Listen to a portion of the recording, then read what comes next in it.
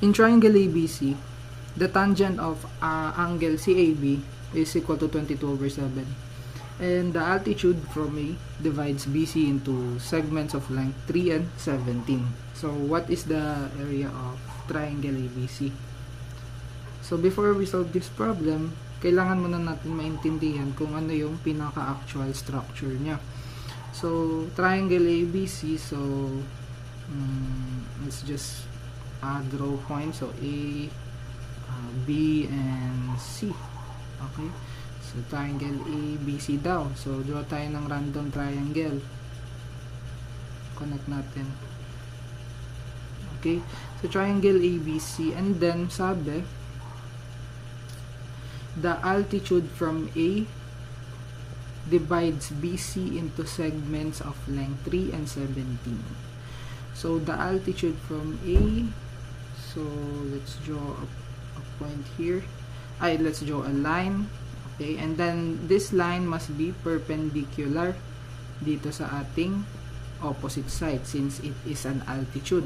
So the altitude from A divides BC, no, this segment, this side BC into segments of length 3 and 17.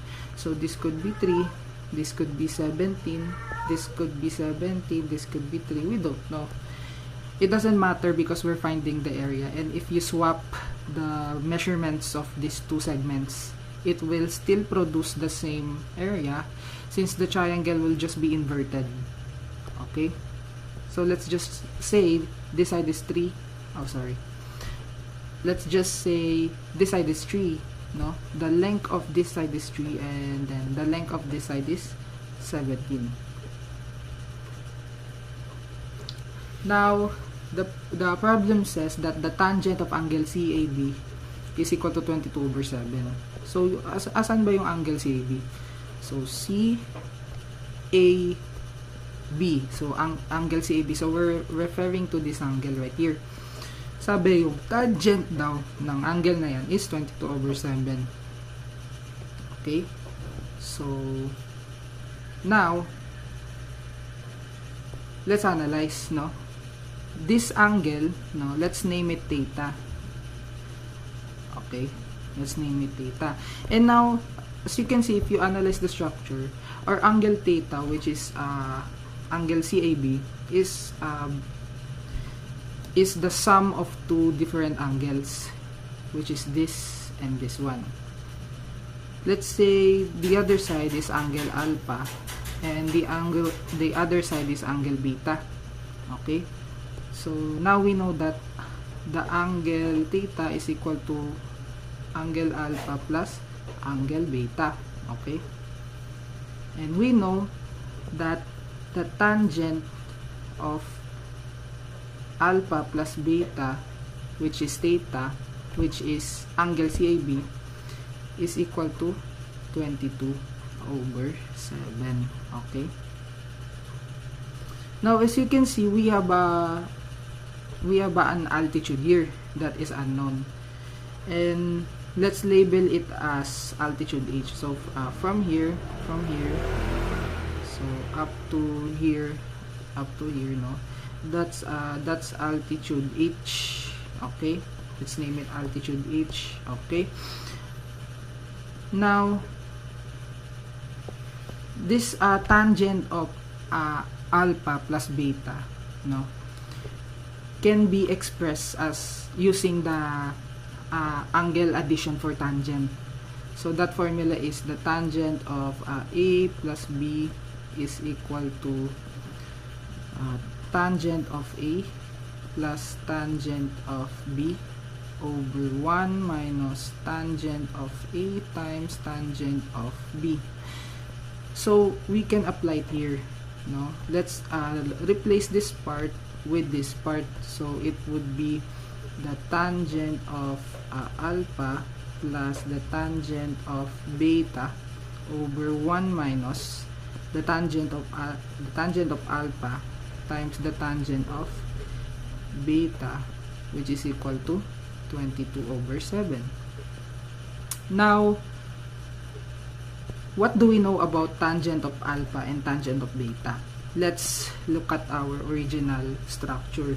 So the tangent of alpha, which is this part, no, is equal to 3, which is the opposite, no? Kasi yung tangent of alpha, that's a different separate triangle eh. Ito siya eh, alpha.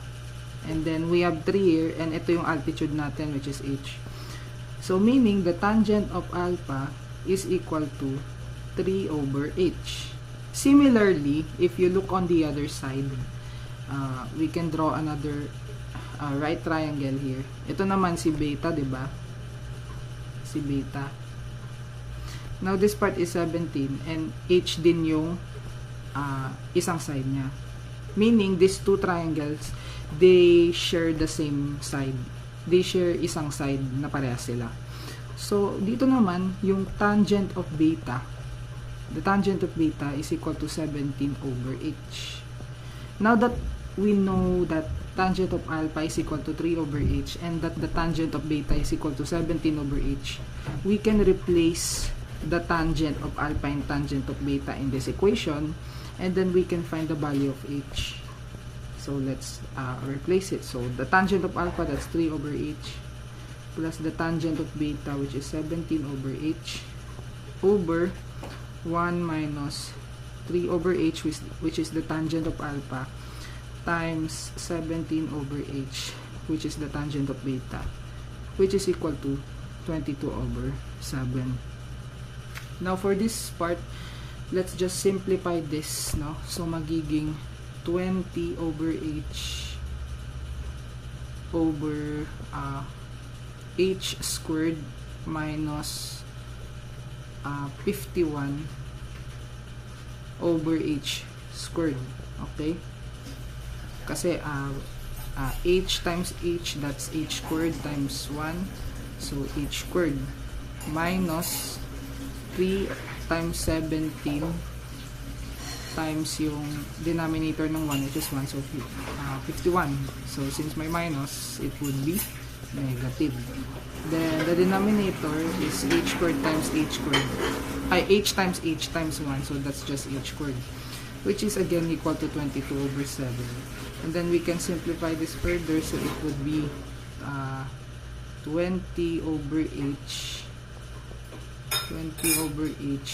times h squared over h squared minus 51 equals 22 over 7.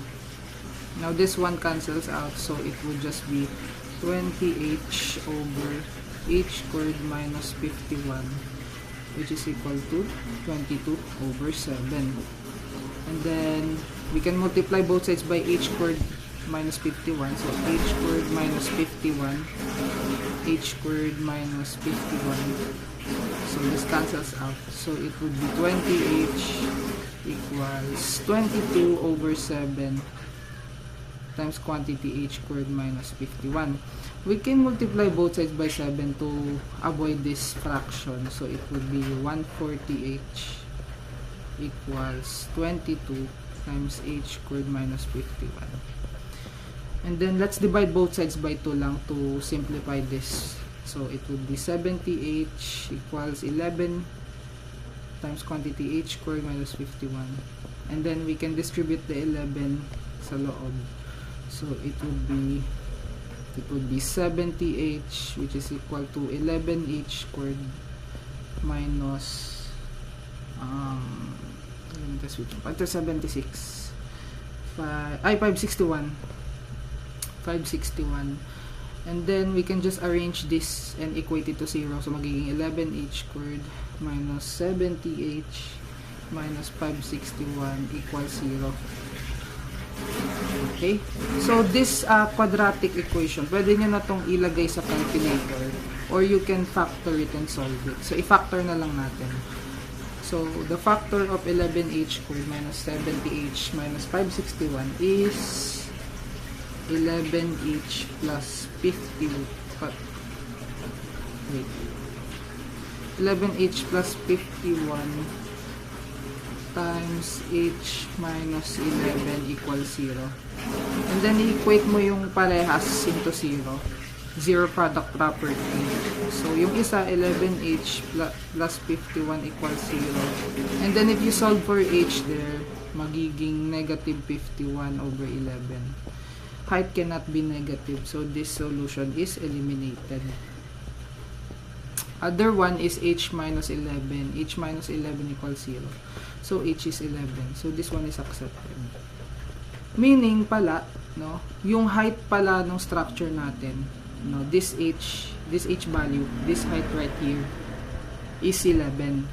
Now, remember that the area for triangle is 1/2 base times height. What's the base, no? Our base is 3 plus 17, no? Which is tong buong to.